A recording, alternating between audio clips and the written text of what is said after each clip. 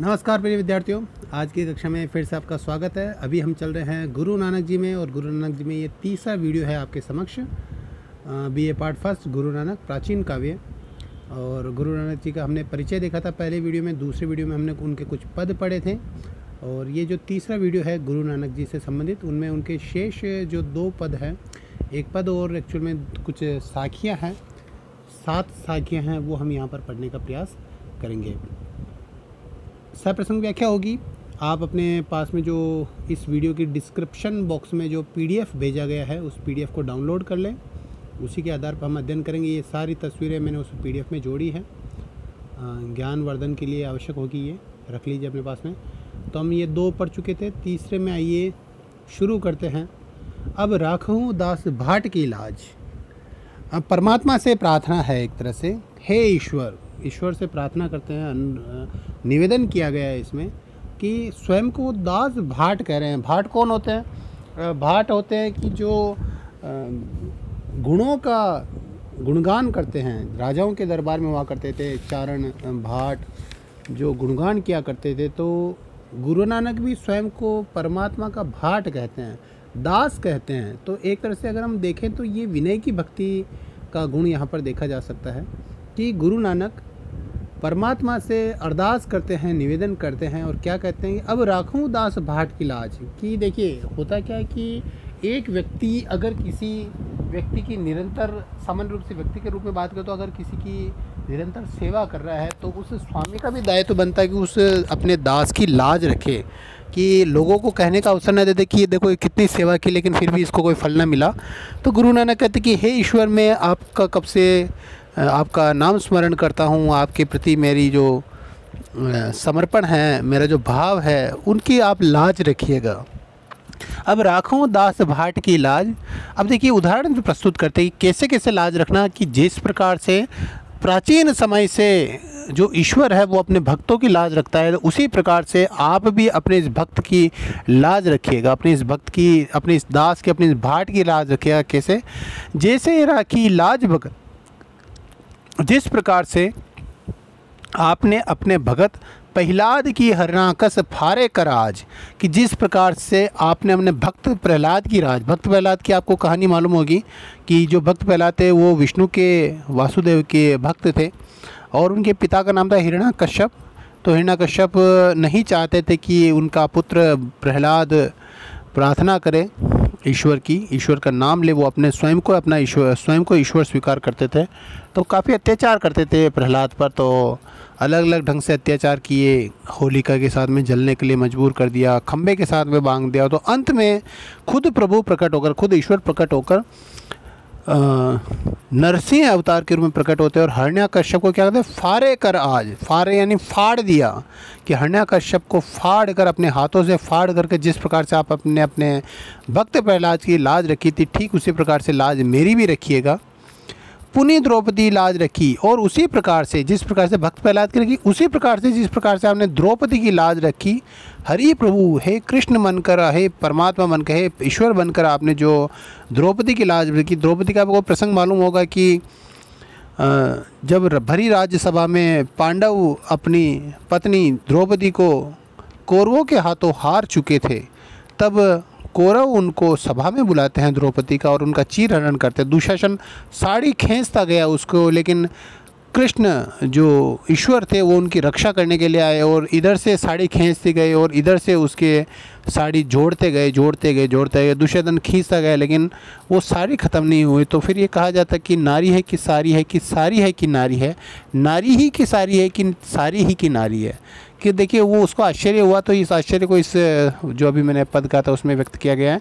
तो जिस प्रकार से मैंने द्रौपदी की लाज रखी, हरि प्रभु जी छीनत वस्त्र दीन बहुसा, जो द्रौपदी का जो वस्त्र छीना जा रहा था उसको बहुत अधिक वस्त्र देकर जिस प्रकार से आपने द्रौपदी की लाज रखी, तो हे ईश्वर, आप मेरी भी लाज इसी प्रकार से रखिएगा।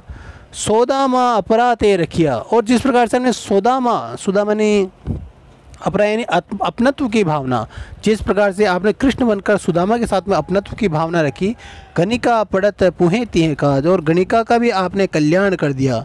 गणिका ने बस एक बार स्मरण किया और आपने उसका पूरा काज संभाल दिया। पूरे तिहे काज, सभी काज आपने उसके संभाल दिए, सभी काज आपने पूर्ण कर दिए। ठीक उसी प्रकार से आप मेरी भी लाज रखिएगा।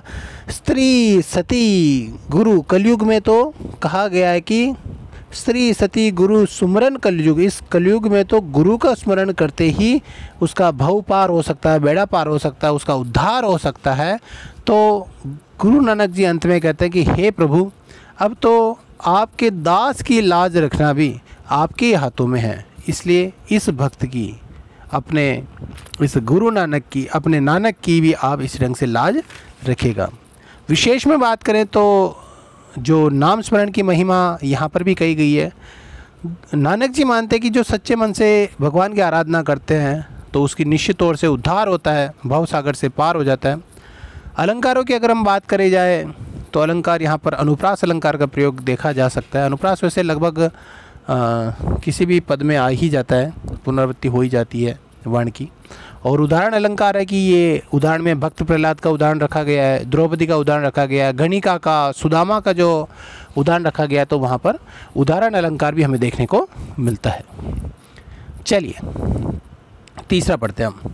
तीसरे में एक्चुअल में ये जो 7 है, ये देखिए, पहला, दूसरा, तीसरा, चौथा, पाँचवा, छठा, सातवां, तो 7 साखियाँ है जो इस ढंग से व्यक्त की गई है। सबसे पहले शुरुआत करते हैं। ये देखिए, कबीर के मन में जिस प्रकार से परमात्मा को अपना पति मानते हैं कबीर, और स्वयं को एक विरणी नायिका मानते हैं, तो यही भावना गुरु नानक के इस पद में भी देखी जा सकती है। सावन आइया हे सखी, देखिए जिस प्रकार से कोई विरणी नायिका अपने पति को याद कर, जैसा आपने ढोला मारूरा दोहा मैंने आपको पढ़ाया ही था, तो उसके अंदर जिस ढंग से वो विरणी नायिका अपने पति को याद करती है सावन आने पर, उसी ढंग से गुरु नानक भी अपने आप को एक विरणी नायिका मानते हैं और अपने प्रियतम यानी परमात्मा को याद करते हो। देखिए सावन का इसमें रखा गया। अब इसमें आप कह सकते हैं कि जब परमात्मा ही निर्गुण है तो उसको शरीरों से क्या मतलब है, लेकिन यहाँ पर देखिए भाव की बात हुई है। आप ये भी कह सकते हैं कि ये जब निर्गुण है तो ये उदाहरण सगुण के क्यों देते हैं, प्रहलाद, द्रौपदी, ये सब तो सगुण के उदाहरण हैं। लेकिन जैसा आम जनमानस, जैसा सब, उनको तो ज्ञान प्राप्ति हो गई। जैसे अगर हम बात करें तो भाई हमने तो भाई अपनी सारी पढ़ाई कर ली, हमने डॉक्टरेट कर ली, हमने PhD वगैरह सब कर लिया, आपने तो नहीं की ना अभी। तो अगर हमको समझाना हुआ तो हम आपको क्लिष्ट भाषा में नहीं समझाएंगे, हम ऐसी भाषा में समझाएंगे जो आपको समझ में आ जाए। तो उसी ढंग से जो गुरु नानक या जितने भी निर्गुण भक्त हुए, उन्होंने भक्तों को परमात्मा का स्वरूप समझाने के लिए वही भाषा काम में ली है जिससे आम आदमी उसे समझ सके। तो क्या कहा गया, सावन आ गया हे सखी, कि सावन आ गया हे सखी, सावन आ गया कहते चित्ती कहे हो, कि किस प्रकार से मैं अपने मन को नियंत्रण में रखूं, मेरा जो चित्त है वो निरंतर प्रियतम की ओर लगा हुआ है। नानक जूरी मरेहु दुहागणी, दुहागनी यानी वो जो विरहणी नायिका, उसके लिए दुहागिन कहा गया उसके लिए। जूरी मरेहु यानी जलकर मर जाएगी, दुखी होकर मर जाएगी। नानक जूरी मरेहु दुहागणी जिना अबरी लागा नेहू, जिसे ज़बरदस्त तरीके से गहरे ढंग से, अबरी का मतलब गहरे, नेहू का मतलब प्रेम, जिसे बहुत गहरा प्रेम लगा हुआ है, वही अगर इस सावन ऋतु में प्रियतम नहीं आया, परमात्मा नहीं आया, तो जो नानक रूपी जो विरणी नायिका है उसके प्राण उस परमात्मा की याद में निकल जाएंगे। नेक्स्ट देखते हैं। सरब सबद एक सबद जे को जाने भेऊ। सरब, सर्व यानी सर्व, सारे, सारे शब्दों में एक ही शब्द है। आप अलग अलग नाम से पुकार ले, कोई अल्लाह कह दे, कोई ईश्वर कह दे, कोई भगवान कह दे, कोई गणेश जी, भैरू जी, कालिका, शंकर कह दे, लेकिन सभी प्रकार के शब्दों में एक ही शब्द है, एक ही नाम है, और वो परमात्मा का नाम है। सरब शब्द एक शब्द जे को जानो भयो, और जो इसका मर्म जानता है, जो इसका अर्थ जानता है, या फिर जो अगर इन सारे के सारे शब्दों में एक ही कोई शब्द है जिसका भेद जानने योग्य है, स्मरण करने योग्य है, प्रेम करने योग्य है, तो वो है परमात्मा का नाम। जो इसका भेद जानता है, क्या कहा गया, नानक ताका दासु है सोई निरंजन देव। तो नानक कहते हैं कि अगर कोई ऐसा व्यक्ति जो उन सभी शब्दों में जो एक शब्द है, इन परमात्मा शब्द है, जिसका भेद अगर कोई व्यक्ति जानता है तो गुरु जानता है, तो नानक उसका दास है, सोई निरंजन देव। और वही व्यक्ति ऐसा है जो मुझे ईश्वर से मिला सकता है। निरंजन, निरंजन का मतलब परमात्मा, देव यानी देना, और वही व्यक्ति मुझे परमात्मा को दे सकता है, यानी वो गुरु की महिमा इस पद में कही गई है। अगला देखिए तीसरा, जप तप सम कछु भजिए अवरी कारा सभीवादी, कि देखिए इसके अंदर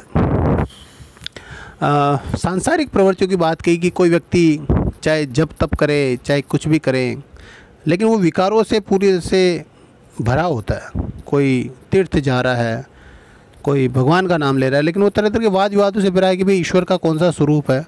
तो नानक कहते हैं कि सभी प्रकार के वाद विवादों से को त्याग कर अवरिकारा, सभी वादी, वादी का मतलब वाद विवाद, सभी यानी समस्त, अवरिका यानी छोड़ कर, जब तब समुख किछु भजिए, अवरिकारा सभी वादी, सभी प्रकार के वाद विवादों को छोड़कर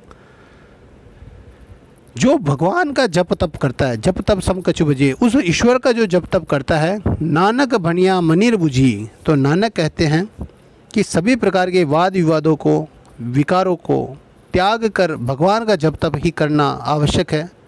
क्योंकि नानक भनिया मनीर बुझी, कि नानक कहते कि उस गुरु की कृपा से मनीर, मनी यानी मन के, भनिया यानी भ्रम, सारे के सारे भ्रम समाप्त हो जाते हैं। गुरु प्रेरणा दे, गुरु अगर प्रेरणा देते हैं तो मन के जितने भी जो भ्रम है वो सारे समाप्त हो जाते हैं। चौथा देखिए, बड़ा चौथा जो आत्मा परमात्मा के विषय में समझाने का प्रयास किया गया है। सागर में ही बूंद, सागर में बूंद है, परमात्मा को सागर का रूप दिया गया है, बूंद को आत्मा का रूप दिया गया है। सागर में ही बूंद, बूंद में ही सागर, यानी परमात्मा में ही आत्मा है और आत्मा में ही परमात्मा है। आप देखिए सागर में बूंदें होती है, ये तो आपको पता ही होगा, लेकिन बूंद में भी सागर होता है, बूंद में उस सागर का तत्व है ना। तो सागर में ही बूंद, बूंद में ही सागर, कवनो बुझे विधि जाने, कि कौन इसको, इस विधि को जान सकता है, जो इस रहस्य को जान सकता है वही सच्चा ईश्वर का भक्त है। सागर में ही बूंद, बूंद में ही सागर, कवनो बुद्धि विधि जाने, उत्तभुज चलत आप ही करी चीने। उद्भुज यानी संसार के, संसार में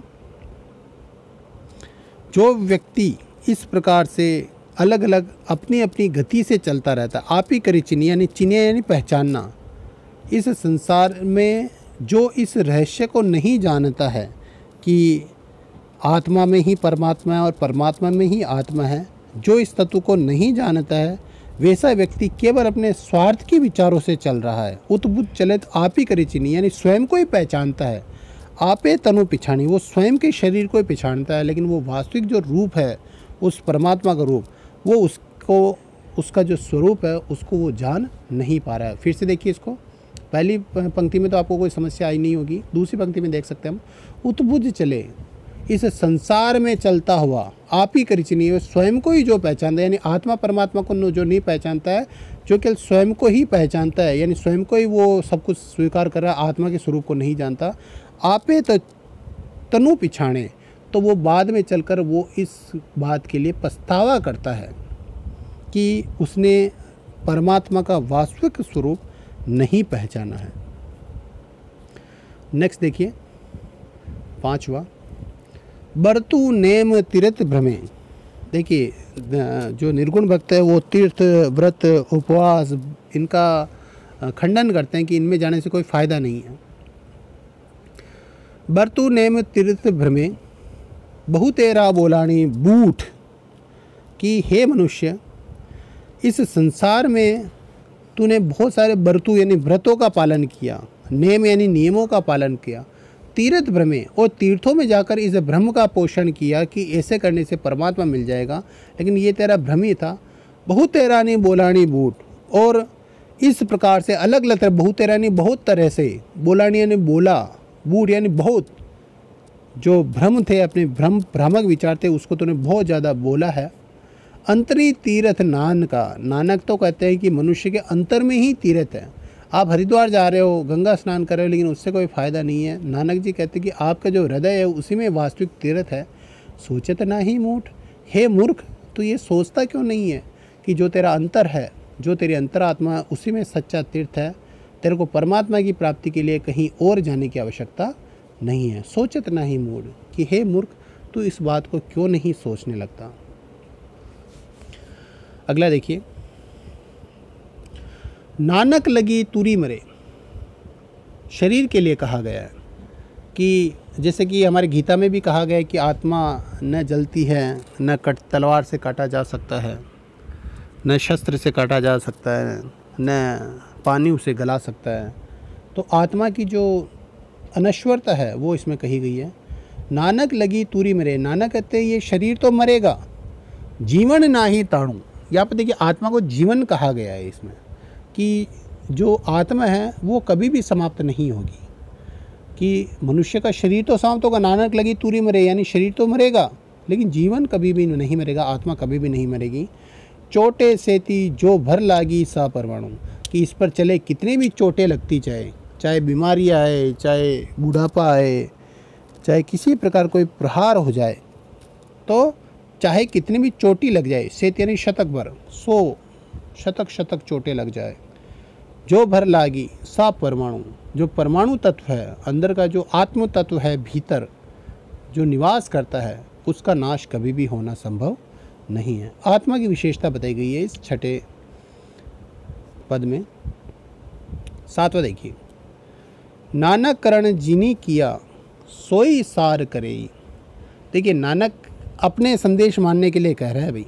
नानक कहते हैं कि मैंने जो भी कहा है, कि जिन्होंने मेरे कथनों को माना है वो ही परमात्मा को बात। देखिए आप कह सकते हैं भी यहाँ पर नानक का घमंड है, लेकिन नानक यहाँ पर घमंड नहीं कर रहे हैं। नानक तो जान रहे हैं कि भाई मेरे पास में परमात्मा को मैंने प्राप्त कर लिया, तो भाई मैं भी तुमको दिखा सकता हूँ। अगर कोई व्यक्ति पहले किसी राह को खोज लिया है तो वो आपको राह दिखा रहा है, उसमें उसका कोई आप उसको घमंड नहीं मान सकते, अभिमान नहीं मान सकते। तो नानक कहते हैं नानक करण, यानी नानक का कहा हुआ, जिनी किया यानी नानक का कहा हुआ जिसने किया, सोई सार करे, वही परमात्मा के रहस्य को जान सकता है। सार का मतलब उसका जो सारांश है, ईश्वर का सारांश यानी परमात्मा का जो वास्तविक स्वरूप है, वही उस परमात्मा के स्वरूप को जान सकता है। जैसा जैसा नानक ने किया वैसा वैसा करने पर ही उस परमात्मा के स्वरूप को जान सकता है। हुक्म ने जापी खसम का किसे बढ़ाई दे, कि जिस व्यक्ति ने अपने खसम कहते वैसे तो स्वामी कहते हैं, पति कहते हैं, हस्बैंड कहते हैं, लेकिन यहाँ पर खसम का मतलब आया है स्वामी के लिए, मालिक के लिए, उस परमात्मा के लिए आया। हुक्म ने जापी खसम का, कि जिसने उस परमात्मा का आज्ञा का पालन नहीं किया है, का किसे बढ़ाई दे, तो वो व्यक्ति किसे महत्व दे सकता है। यानी जिसने परमात्मा को ही महत्व नहीं दिया है तो वो किसे महत्व दे सकेगा। इसलिए नानक ने उस परमात्मा के मार्ग को ढंग से पहचान लिया। तो हे मनुष्य, तुझे भी अगर परमात्मा की प्राप्ति करनी है तो नानक के बताए हुए मार्ग पर चलता चल, तुझे निश्चित तौर से परमात्मा की प्राप्ति हो जाएगी। तो इसमें ये देखिए जो हमने 7 पढ़े हैं, उसका मूल आधार परमात्मा के स्वरूप का बखान करना है। और पदों में जो आपकी जो एक विशेषता अगर आपको बताई जाए कि नानक की भक्ति की विशेषता है, तो उसमें पुराणों के जो प्रसंग है, प्राचीन प्रसंग है, उनको बहुत ज़्यादा काम में ले गया। उदाहरण अलंकारों के द्वारा कभी प्रहलाद के माध्यम से, कभी द्रौपदी के माध्यम से, ध्रुव के माध्यम से, अजामिल के माध्यम से अपनी बात कहने की कोशिश यहाँ पर की गई है। और जो इनकी साक्य हैं दोहे के रूप में, उनमें समस्त रूप से अलग अलग विचार प्रदर्शित किए गए। यही नानक के काव्य की विशेषताएँ हैं। नाम स्मरण की महिमा है, तीर्थों का, व्रतों का खंडन है, आत्मा परमात्मा की एकाकार स्वरूप की बात यहाँ पर की गई है। नानक द्वारा परमात्मा के सच्चे मार्ग का खुलासा यहाँ पर किया गया है और गुरु की महिमा का भी वर्णन इसमें किया गया है। तो मुझे उम्मीद है कि जैसा आपने पढ़ा तो आपके लिए उपयोगी सिद्ध हुआ होगा। इसी के साथ में हमारा गुरु नानक जी से संबंधित अध्याय समाप्त होता है। प्रश्न आपका यही बनता है कि नानक की भक्ति भावना की विशेषताएं लिखते हुए निर्गुण भक्ति काव्य परंपरा को स्पष्ट कीजिए। तो मूल यही बनेगा कि नानक के काव्य की विशेषताएं लिखनी है आपको। ठीक है, ये प्रश्न है। तो आप इस प्रश्न को निबंधात्मक रूप में लिखकर जो भी विशेषता आप लिखते हैं, तो उस विशेषताओं के साथ में अगर आप इन उद्धरणों का भी प्रयोग करते हैं, जिससे आपने लिखा है आत्मा और परमात्मा की अभिन्नता, तो आपको यहाँ पर ये देखिए, सागर मही बूंद बूंद मही सागर, इसका प्रयोग करेंगे। अगर आप लिखते हैं कि भाई नाम स्मरण की महिमा के लिए आप यहाँ पर ये देखिए, स्त्री सती गुरु सुमरण कलयुग होई राखो उदास भाट की लाज, इसका प्रयोग करेंगे। अगर आपको लिखना है गुरु महिमा तो यहाँ पर सर्व शब्द एक शब्द जे को जानो भेव ये लिखना है। और अगर आपको लिखना है इसके अंदर विरहाग्नि यानी परमात्मा के प्रति प्रियतम भाव तो सामण आया हे सकी केते चिति रखे हो, ये वाले भाव यहाँ पर लिखने हैं। तो इसी प्रकार से जुड़े रहिएगा। सप्रसंग व्याख्या की बात करें तो यहाँ पर महत्वपूर्ण होगा आपके लिए दूसरा, ये देखिए सर्व शब्द काफ़ी महत्वपूर्ण है ये। और चौथा महत्वपूर्ण है सागर मही बूंद बूंद माही सागर। और छठा देखिएगा, पांचवा और छठा भर्तु नेम तीर्थ विप्रम है, इनकी आप सप्रसंग व्याख्या कीजिएगा। किसी भी प्रकार का कोई प्रश्न हो तो कमेंट बॉक्स में लिखिएगा, वीडियो को लाइक कीजिएगा और अपने मित्रों के बीच में इसको शेयर कीजिएगा। बहुत बहुत धन्यवाद।